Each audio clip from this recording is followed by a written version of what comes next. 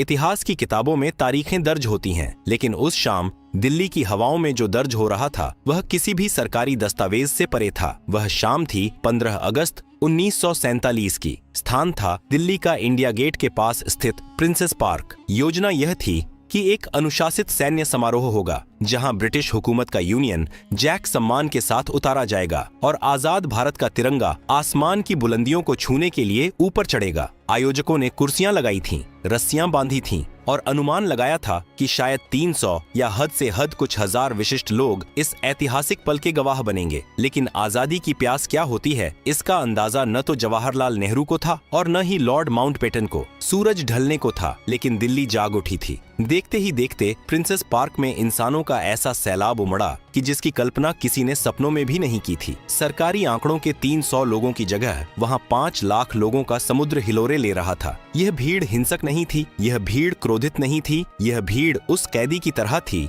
जिसके पैरों की बेड़ियां अचानक खोल दी गई हों। स्थिति यह हो गई कि देश के होने वाले प्रधानमंत्री और निवर्तमान वायसराय अपनी ही जनता के बीच फंसकर रह गए। जवाहरलाल नेहरू और लॉर्ड माउंटबेटन को मंच तक जाना था, लेकिन रास्ता था ही नहीं। चारों तरफ बस सिर ही सिर दिखाई दे रहे थे। प्रोटोकॉल, सुरक्षा घेरे और वीआईपी इंतजाम सब उस जनसमूह के प्यार के आगे धराशायी हो चुके थे। उस अफरा तफरी के बीच एक बेहद दिलचस्प और मानवीय दृश्य देखने को मिला, जिसका जिक्र लॉर्ड माउंटबेटन की बेटी पामेला माउंटबेटन ने बहुत ही रोचक ढंग से किया है। पामेला बताती हैं कि भीड़ इतनी सघन थी कि सांस लेना भी मुश्किल था। जब वह वहां पहुंची तो उन्होंने देखा कि पंडित नेहरू भीड़ के बीच फंसे हुए हैं, लेकिन उनके चेहरे पर शिकन नहीं बल्कि एक बच्चों जैसी उमंग थी। नेहरू ने दूर से ही पामेला को देखा और जोर से चिल्लाते हुए आवाज दी। नेहरू का सुझाव किसी प्रधानमंत्री जैसा नहीं बल्कि एक पुराने दोस्त जैसा था। उन्होंने पामेला से कहा, तुम भीड़ को चीरकर नहीं आ पाओगी, लोगों के कंधों और सिर पर पैर रखते हुए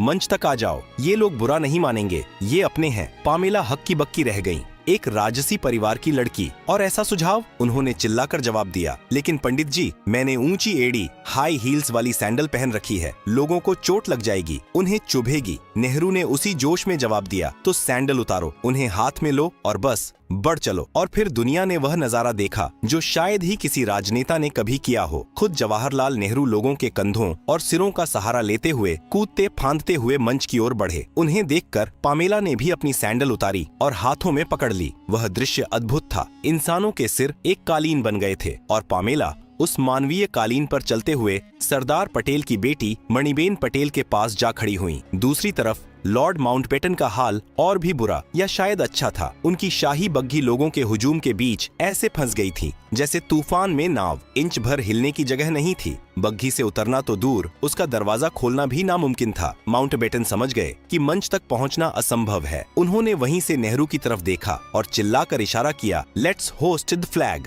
चलिए झंडा फहराते हैं। और फिर प्रिंसेस पार्क में वह हुआ जिसके लिए सदियां तरस गई थीं। भारत का तिरंगा शान से ऊपर गया। माउंटबेटन ने अपनी बग्घी के ऊपर खड़े होकर ही तिरंगे को सलामी दी, लेकिन असली जादू तो उसके बाद हुआ। 200 साल की गुलामी, जलियांवाला बाग का दर्द और अनगिनत क्रांतियों के बाद जब अंग्रेज जा रहे थे तो भारत की जनता ने नफरत नहीं दिखाई। उस शाम भीड़ ने एक ऐसा नारा लगाया जिसने माउंटबेटन को भी रुला दिया। हवाओं में गूंज उठा, माउंटबेटन की जय, पंडित माउंटबेटन की जय। सोचिए, जिन अंग्रेजों के खिलाफ भारत छोड़ो के नारे लगे थे, आज उसी अंग्रेज के लिए जय के नारे लग रहे थे। माउंटबेटन की आंखों में आंसू आ गए। उन्हें वह सौभाग्य मिला जो इतिहास में किसी भी औपनिवेशिक शासक को नहीं मिला था। विदाई के वक्त नफरत के पत्थर नहीं बल्कि मोहब्बत के फूल मिले। उधर पूरा विश्व देख रहा था कि भारत माता की जय और जय हिंद के नारों से आसमान फट पड़ा था। लेकिन दोस्तों, 15 अगस्त की इस सुनहरी सुबह तक पहुंचने का रास्ता इतना सीधा नहीं था। इसके पीछे की कहानी में भी कई पेंच थे।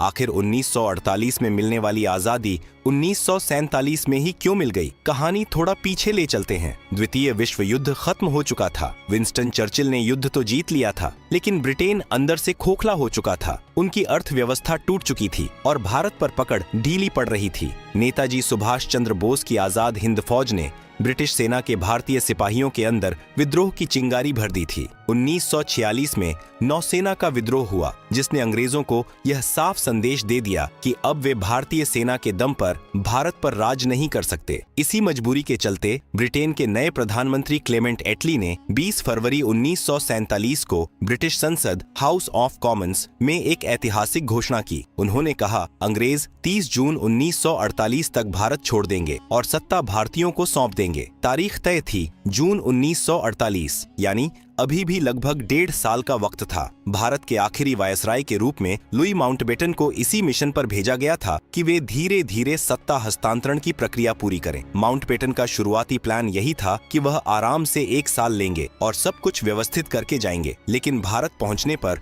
माउंटबेटन ने जो देखा उसने उनके होश उड़ा दिए। देश सुलग रहा था। अंग्रेजों की ही बोई हुई बांटो और राज करो की नीति अब एक ऐसे जहर में बदल चुकी थी जो खुद अंग्रेजों के नियंत्रण से बाहर थी। जगह जगह सांप्रदायिक दंगे भड़क रहे थे। प्रशासन पंगु हो रहा था। उस नाजुक वक्त में भारत के एक अत्यंत बुद्धिमान नेता और स्वतंत्र भारत के पहले भारतीय गवर्नर जनरल बनने वाले सी राजगोपालाचारी राजा जी ने माउंटबेटन को एक कड़वी सलाह दी। उन्होंने कहा, अगर आपने जून 1948 तक इंतजार किया तो आपके पास हस्तांतरण करने के लिए कोई सत्ता ही नहीं बचेगी सिवाय अराजकता के। यह बात माउंटबेटन के दिमाग में घर कर गई। उन्हें समझ आ गया कि अगर देर की गई तो भारत गृहयुद्ध की आग में ऐसा जलेगा कि इतिहास अंग्रेजों को कभी माफ नहीं करेगा। उन्हें जल्द से जल्द निकलना था। उन्होंने एक बहुत बड़ा जुआ खेला और आजादी की तारीख को लगभग 10 महीने पहले खिसका दिया। 3 जून 1947 को माउंटबेटन ने एक प्रेस कॉन्फ्रेंस की और वह ऐलान किया जिसने लंदन से लेकर दिल्ली तक सबको चौंका दिया। उन्होंने कहा कि भारत अब 1948 में नहीं बल्कि 15 अगस्त 1947 को ही आजाद होगा। साथ ही यह भी घोषणा हुई कि भारत एक नहीं रहेगा, उसके 2 टुकड़े होंगे, भारत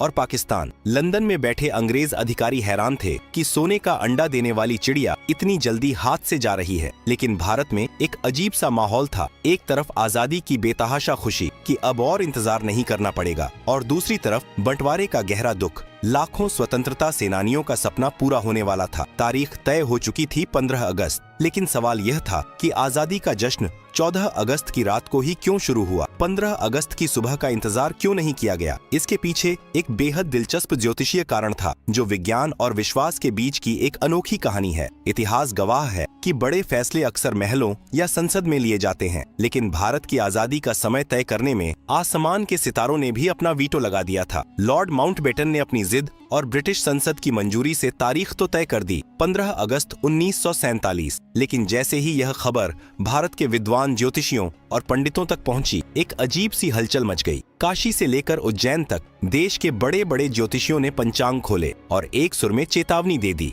15 अगस्त का दिन किसी भी शुभ कार्य के लिए अत्यंत अमंगलकारी है। यह एक अजीब धर्म संकट था। एक तरफ ब्रिटिश हुकूमत का आदेश था जो तारीख बदलने को तैयार नहीं था, और दूसरी तरफ हजारों साल पुरानी भारतीय आस्था जो कह रही थी कि अगर इस दिन आजादी मिली तो देश पर ग्रहण लग सकता है। यह टकराहट आधुनिक राजनीति और प्राचीन विज्ञान की थी। माउंटबेटन अपनी तारीख पर अड़े थे और ज्योतिषी अपनी गणनाओं पर। तब एक बीच का रास्ता निकाला गया, एक ऐसा रास्ता जो अंग्रेजों की घड़ी और भारतीय पंचांग दोनों को संतुष्ट कर सके। भारतीय ज्योतिष के अनुसार नया दिन सूर्योदय शुरू होता है, जबकि अंग्रेजी कैलेंडर के मुताबिक रात के 12 बजे ही तारीख बदल जाती है। तय हुआ कि आजादी का जश्न 14 अगस्त की रात ठीक 12 बजे मनाया जाएगा। अंग्रेजों के लिए 12 बजते ही 15 अगस्त शुरू हो जाएगा और भारतीय मान्यता के अनुसार वह 14 अगस्त की ही रात रहेगी, क्योंकि सूर्योदय नहीं हुआ होगा। यह एक अद्भुत समझौता था जिसने 14 अगस्त की उस तूफानी रात को हमेशा के लिए अमर कर दिया।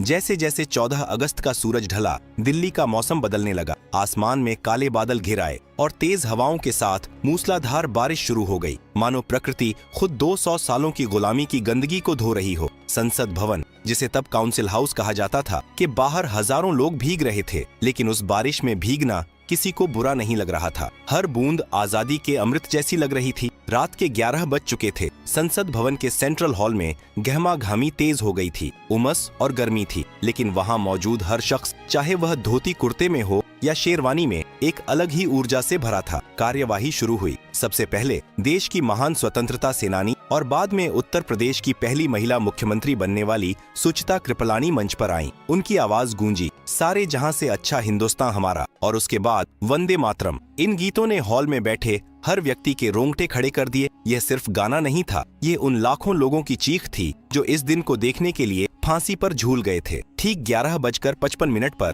जवाहरलाल नेहरू पोडियम की तरफ बढ़े। पूरा हॉल एकदम शांत हो गया। सुई गिरने की भी आवाज सुनी जा सकती थी। नेहरू ने अपना वह भाषण शुरू किया जिसे आने वाली सदियां ट्रिस्ट विद डेस्टिनी, नियति से मिलन के नाम से जानने वाली थीं। उनकी आवाज में एक भारीपन था, एक जिम्मेदारी का एहसास। उन्होंने कहा, बरसों पहले हमने नियति से एक वादा किया था और अब वह समय आ गया है जब हम अपनी प्रतिज्ञा को पूरा करेंगे। पूरी तरह से या पूर्ण रूप से तो नहीं, लेकिन काफी हद तक। आज रात जब पूरी दुनिया सो रही होगी, भारत जीवन और स्वतंत्रता के लिए जागेगा। नेहरू के शब्द किसी जादूगर के मंत्र की तरह काम कर रहे थे। उन्होंने आगे कहा कि हमें यह नहीं भूलना चाहिए कि यह देश किसी एक धर्म, एक जाति या एक फिरके का नहीं है। यह उन सब का है जो इस मिट्टी से प्यार करते हैं। और फिर वह पल आया जिसका इंतजार सदियों से था। दीवार पर टंगी घड़ी की सुइयां जैसे ही 12 पर मिली, संसद भवन के गुंबद गूंज उठे। लेकिन यह गूंज सिर्फ तालियों की नहीं थी। एक साथ कई शंख बजने लगे। शंखनाद की वह पवित्र ध्वनि अंग्रेजी संसद की दीवारों से टकराई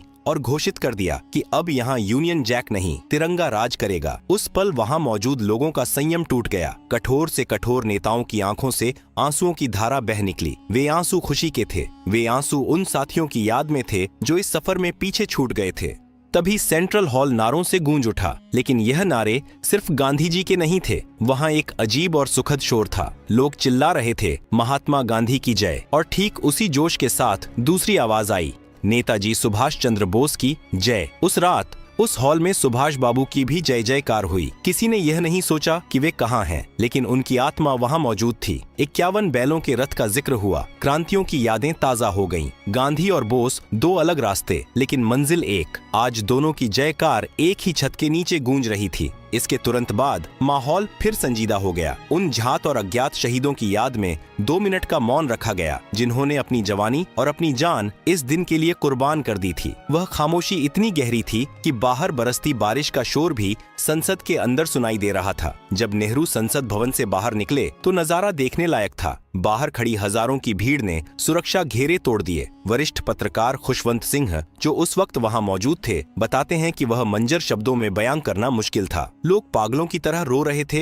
हंस रहे थे। अनजान लोग एक दूसरे को गले लगा रहे थे। किसी को नहीं पता था कि सामने वाला हिंदू है, मुसलमान है या सिख। उस रात सब सिर्फ आजाद भारतीय थे। नेहरू को देखते ही लोग उनकी तरफ लपके, मानो उन्हें छूकर यकीन करना चाहते हों कि यह सपना नहीं, हकीकत है। लेकिन इस भावनात्मक सैलाब के बीच एक और वाकया होना बाकी था, जो थोड़ा मजाकिया और थोड़ा अजीब था। यह वाकया जुड़ा था एक खाली लिफाफे से, जिसे लेकर नेहरू जी लॉर्ड माउंटबेटन के पास पहुंचे थे। उस लिफाफे में स्वतंत्र भारत के भविष्य की कुंजी होनी चाहिए थी, लेकिन उसमें क्या था, यह जानकर आप हैरान रह जाएंगे। संसद भवन में शंखनाद हो चुका था, लेकिन सत्ता का असली हस्तांतरण अभी बाकी था। घड़ी की सुइयां रात के 12 बजे को पार कर चुकी थीं। बाहर भारी बारिश हो रही थी, लेकिन दिल्ली की सड़कों पर जश्न की आग ने पानी की बूंदों को भी भाप बना दिया था। जवाहरलाल नेहरू और डॉक्टर राजेंद्र प्रसाद, जो अब औपचारिक रूप से आजाद भारत के कर्णधार बन चुके थे, सीधे वायसराय हाउस, आज का राष्ट्रपति भवन, की ओर रवाना हुए। उनका मकसद था लॉर्ड माउंटबेटन को औपचारिक निमंत्रण देना कि वे स्वतंत्र भारत के पहले गवर्नर जनरल बने। यह मुलाकात बेहद खास थी। कल तक जो ब्रिटिश हुकूमत के प्रतिनिधि थे, आज वे भारत के सेवक बनने का न्योता स्वीकार कर रहे थे। माहौल में एक अजीब सी नरमी थी। लॉर्ड माउंटबेटन ने इस पल को यादगार बनाने के लिए अपनी खास पोर्ट वाइन की एक बोतल खोली। सोचिए जरा, सदियों की कड़वाहट उस एक पल में मिट रही थी। माउंटबेटन ने खुद अपने हाथों से नेहरू और प्रसाद के लिए जाम छलकाया। उन्होंने अपना गिलास हवा में उठाया और सिर्फ 2 शब्द कहे, जिनमें पूरी कहानी समा गई थी, टू इंडिया, भारत के नाम। नेहरू ने भी मुस्कुराते हुए जाम उठाया। इसके बाद एक बेहद रस्मी पल आया। नेहरू ने अपनी जेब से एक सफेद लिफाफा निकाला और बड़े ही गंभीर होकर माउंटबेटन को थमाया। उन्होंने कहा, लॉर्ड माउंटबेटन, इस लिफाफे में उन मंत्रियों के नाम हैं जिन्हें कल सुबह मेरे मंत्रिमंडल में शपथ लेनी है। माउंटबेटन ने सम्मान के साथ लिफाफा लिया। नेहरू और राजेंद्र प्रसाद वहां से चले गए। जब कमरे में शांति छा गई तो माउंटबेटन ने उत्सुकता के साथ वह लिफाफा खोला और फिर कमरे में एक जोरदार ठहाका गूंज उठा। लिफाफा खाली था, उसमें कागज का एक टुकड़ा भी नहीं था। देश के पहले प्रधानमंत्री आजादी की खुशी और भावुकता में इतने खो गए थे कि मंत्रियों की लिस्ट वाला कागज लिफाफे में डालना ही भूल गए। यह घटना साबित करती है कि उस रात बड़े से बड़ा नेता भी एक आम इंसान की तरह भावनाओं में बह रहा था। इतिहास गवाह है कि कभी कभी सबसे बड़ी संधियों में स्याही सूख जाती है और कभी कभी सबसे जरूरी लिफाफे खाली रह जाते हैं। उधर संसद और वायसराय हाउस के बाहर की दुनिया एकदम अलग थी। एक अमेरिकन पत्रकार जो उस रात दिल्ली में मौजूद था ने अपनी डायरी में लिखा, दिल्ली की सड़कें आज रात वैसी ही लग रही हैं जैसे नए साल की शाम पर न्यूयॉर्क का टाइम्स स्क्वायर लगता है। सड़कों पर ऐसा हुजूम था कि पैर रखने की जगह नहीं थी। लोग अपनी गाड़ियां वहीं छोड़कर नाच रहे थे। साइकिल पर चलना तो दूर, पैदल निकलना भी मुश्किल था। हिंदू, मुसलमान, सिख, ईसाई पहचान के सारे बैरियर टूट चुके थे। एक दूसरे को गले लगाते हुए लोग रो रहे थे। कुछ लोग खुशी के मारे इतने थक गए थे कि वे वहीं संसद भवन के लॉन में हरी घास पर और फुटपाथों पर ही लेट गए और सो गए। आजाद भारत की पहली नींद उन्होंने खुले आसमान के नीचे ली। लेकिन आजादी का यह नशा सिर्फ दिल्ली तक सीमित नहीं था। पूरे भारत की धड़कनें एक साथ धड़क रही थीं। सपनों के शहर मुंबई, तब बॉम्बे में शहर के मेयर ने ताज होटल में एक शानदार रात्रि भोज का आयोजन किया था, जहां आतिशबाजी से समुद्र किनारा जगमगा रहा था। लेकिन सबसे खूबसूरत तस्वीर आई धर्म नगरी बनारस से। वहां एक मुसलमान ने राष्ट्रीय ध्वज फहराया और हिंदुओं ने तालियों की गड़गड़ाहट से उसका स्वागत किया। यह उस भारत की तस्वीर थी जिसका सपना गांधी जी ने देखा था। उधर उत्तर पूर्व के शिलोंग में एक अलग ही नजारा था। वहां के गवर्नर की अध्यक्षता में 4 नौजवानों ने मिलकर झंडा फहराया। इन चारों में 2 लड़के और 2 लड़कियां थीं, हिंदू और मुसलमान। यह प्रतीक था कि नया भारत न केवल धर्मनिरपेक्ष होगा बल्कि उसमें महिलाओं और पुरुषों की भागीदारी बराबर होगी। रात बीत गई और 15 अगस्त 1947 की सुबह हुई। सुबह के 8:30 बज रहे थे। वायसराय हाउस के दरबार हॉल में एक भव्य समारोह आयोजित किया गया। लॉर्ड माउंटबेटन अपनी पूरी शाही वर्दी में मेडल्स से लदे हुए मंच पर आए, लेकिन इस बार वह ब्रिटिश राजा के प्रतिनिधि के तौर पर नहीं बल्कि स्वतंत्र भारत के सेवक के रूप में खड़े थे।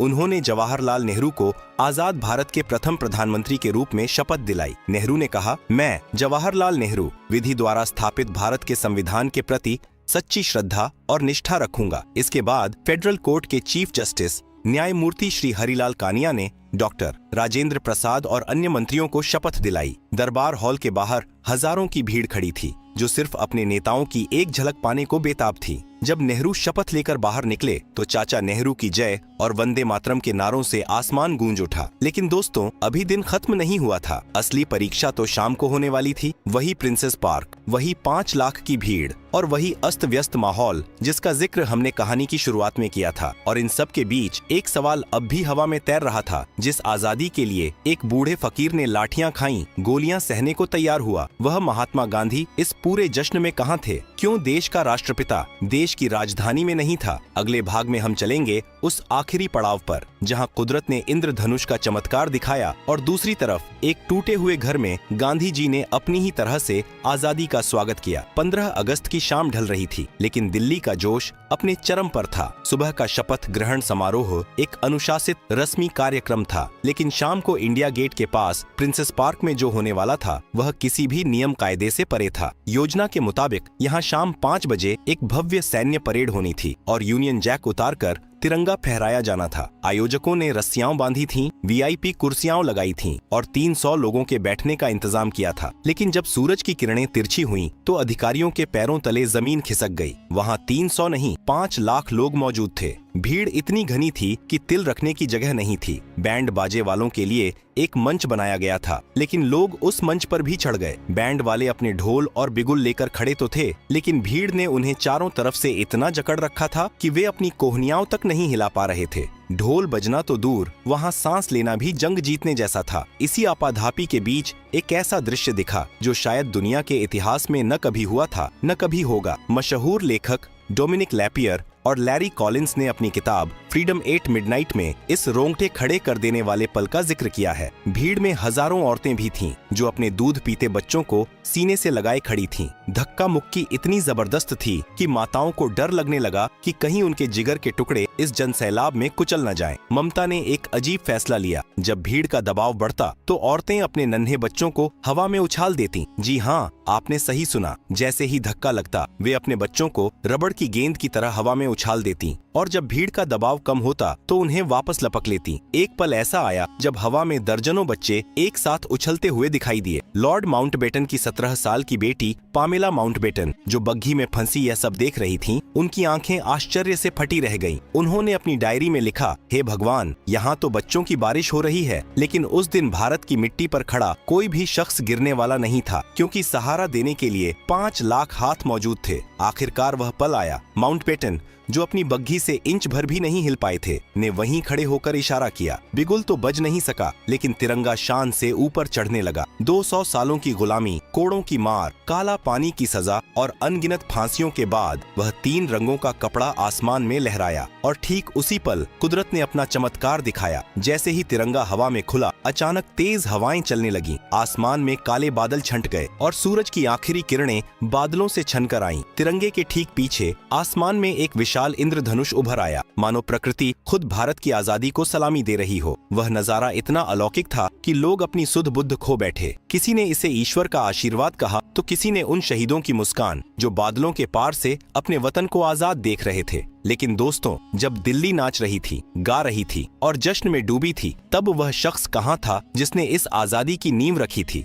राष्ट्रपिता महात्मा गांधी कहाँ थे? न तो वे लाल किले पर थे, न संसद भवन में, और न ही इंडिया गेट पर। दिल्ली से 1500 किलोमीटर दूर कलकत्ता के एक बेहद गरीब और दंगों से झुलसे इलाके बेलिया घाटा में एक टूटी फूटी पुरानी हवेली थी, जिसका नाम था हैदरी मंजिल। उस दिन गांधी जी वहाँ थे। 14 अगस्त की रात जब Nehru ji tourist with destiny वाला ऐतिहासिक भाषण दे रहे थे, तब गांधी जी उसे नहीं सुन रहे थे। उस वक्त रात के 9 बज चुके थे और बापू गहरी नींद में सो चुके थे। उनके लिए आजादी का मतलब सिर्फ अंग्रेजों का जाना नहीं था, बल्कि दिलों से नफरत का जाना था। और उस वक्त देश बंटवारे की आग में जल रहा था। 15 अगस्त की सुबह जब दिल्ली में शहनाइयां बज रही थीं, गांधी जी ब्रह्म मुहूर्त में यानी सुबह 2 बजे ही उठ गए थे। उन्होंने उस दिन कोई मिठाई नहीं खाई, कोई जश्न नहीं मनाया। महात्मा गांधी ने उस दिन 24 घंटे का उपवास रखा। उन्होंने गीता का पाठ किया, चरखा काता और ईश्वर से प्रार्थना की कि भारत के लोगों को सद्बुद्धि दे। दोपहर में वे प्रार्थना सभा में गए, जहां हजारों की भीड़ थी। मजे की बात यह थी